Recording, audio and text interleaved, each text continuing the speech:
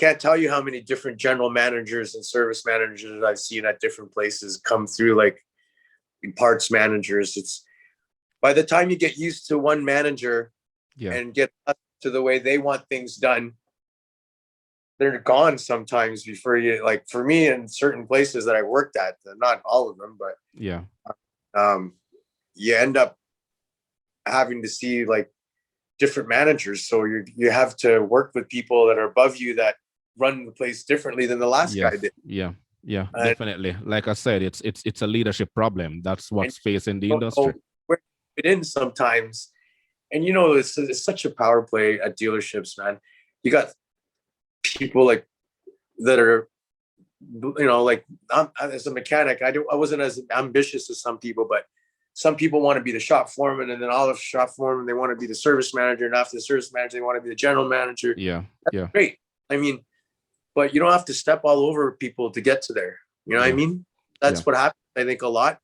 And people, well, it's, you know, it's like money. That's what's that saying? People before money or something, or wealth before, right? Yeah. Yeah. But it's in a lot of the dealership places, like that's what it is. It's like cutthroat.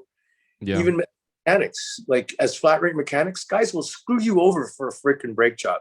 Yeah. If you're tight with them and you don't know them, or they're new in the shop or whatever. It's like I can't tell you how many times I've almost got into it with somebody because Well, it sounds to me like nothing has changed. Basically, because that's the culture, that's the culture in the dealership environment. Well, actually, now you say it, a lot of places don't have what's like they used to call it a tower operator that used to or a dispatcher that would give dispatcher, yeah. Right?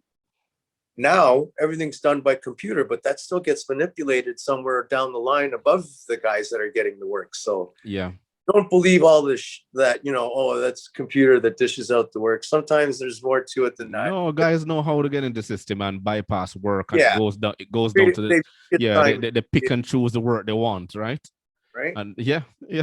I mean, I remember one time they have to keep changing the function in the system in order for it to force the mechanic to take the works that's available. Yeah. You can't hit C to change. Exactly. I remember. Yeah. Because I know guys, and I never even knew that existed in the shop, the 3350 screen. Yes. Yeah. On Reynolds, anyways, or Era. Our Era, right? Yeah. Era, Reynolds, and then the CDK, which was formerly ADP. Yeah. Right. So, but I mean, it was funny because it was weird how guys that were mechanics knew how to use the computer and almost literally, you know, jump in and out, or they just sign off. That was the easiest way. They'd just sign out. Yeah. Wait till somebody would locate a next job. And then sign back in. And then, oh, look, he got that job. And there's a Mayday screen where you'll see, right? And I don't know if you know that one in the shop, it'll show a Mayday screen. So if there's like a waiter or a job that's not gone into the shop, guys will see, and it'll show you the RO, and it'll show you suggesting or working. Or working, job. So you'll know. And that's what these guys did. They manipulated. Oh, there's some so it basically goes to it basically goes to the next part now. What were some of the challenges you think facing the auto industry right now, both dealerships and shops? Because I want to put both of them together in terms of first and foremost, tools if you want to get into this trade, man. Yeah. If I could go back and do it again, I wouldn't. But if I would do it again and still stay in the trade, because I would try to maybe be a chef if I hadn't known that, or done something that would be something where it would take you away and travel. Like I know your friend there to say he went around different parts of the South Americans, but as a mechanic, it's not really feasible to be able to travel unless you have no people, or your line of your business has got places in different parts of the world. But I would have done something like cook or photography of some sort, like so you make it seem like being a mechanic is a unrewarding job. No, I'm not saying that either. If I could do it over again, my only thing I would change, if I were to stay as a mechanic, would have learned more electrical.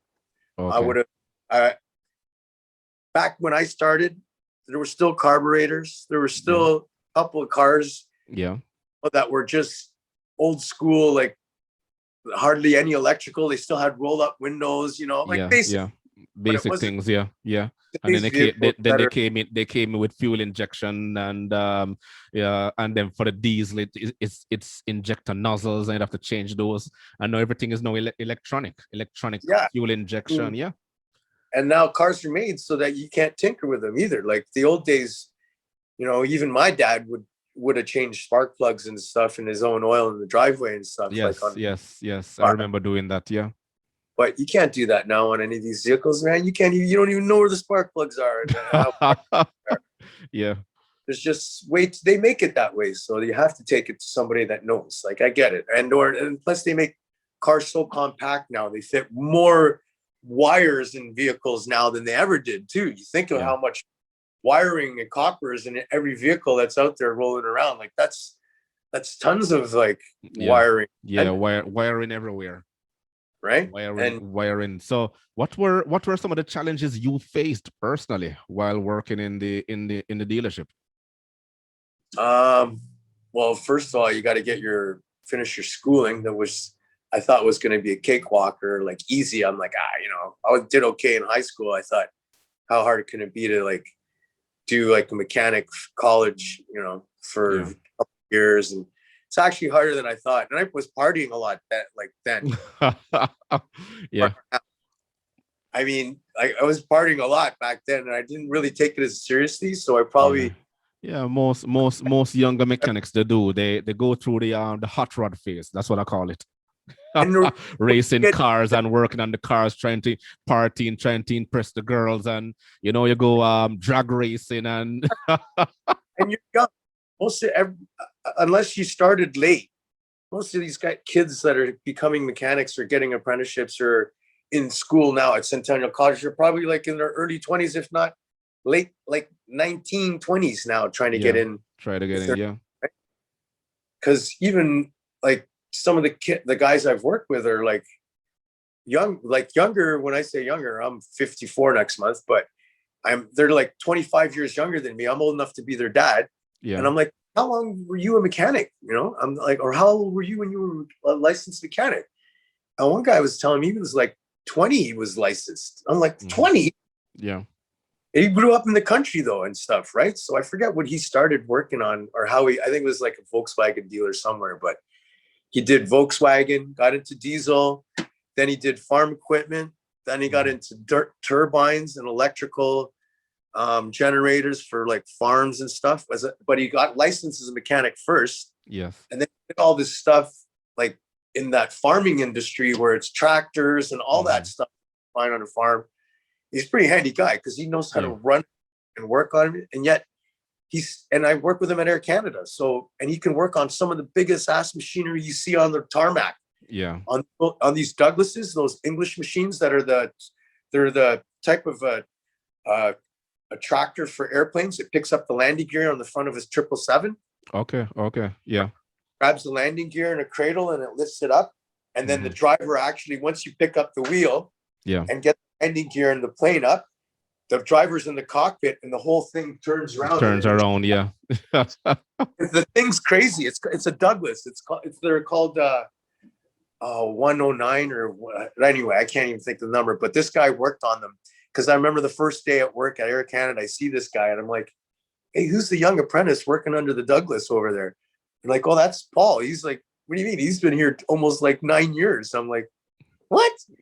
That was the guy's story. Like he started off working in the country and stuff. Now he was at Air Canada and he's back there now. He's one of the guys that got called back recently. So, and he's one of my boys. So I'm hoping that, things pick up and the borders pick up a little bit. And then some of the travel, even if it's just domestic, it's picking up as the vaccines roll out, more people getting vaccines.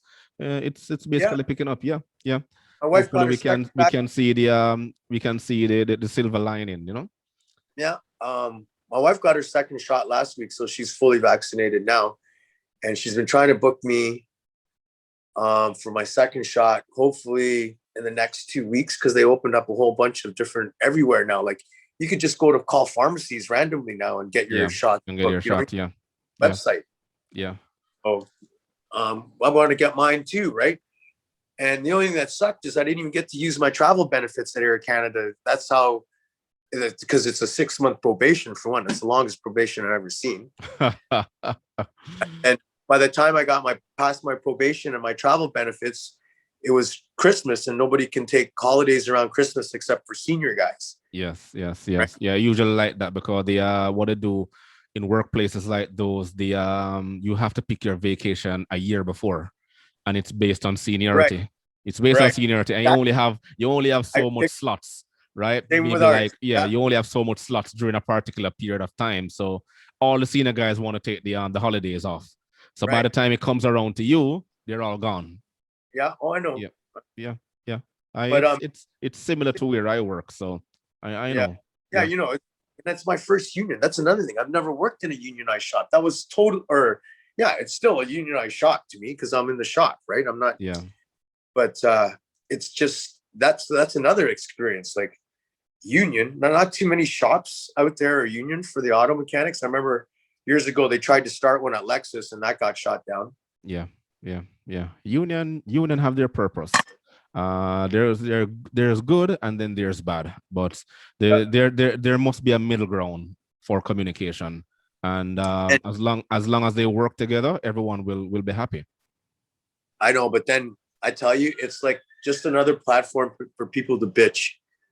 Like some people, like, you know, like it's like you're already getting, I don't know, paid pretty good, and like if it's a safety thing, I get it, right? You know what I mean? Or somebody danger or something, but there's a lot of stuff. There's so much politics when it comes to unions too, right? I just try not to get involved with it. I'll do my I support it, you know. I do that. I don't want to be singled out as the sheep that everybody's like, hey man, you didn't put the vote in for the yay or the nay, and then you're like, oh, you know. Yeah. But let's go back into the dealership. What are some of your suggestions or recommendations you would have for dealerships currently?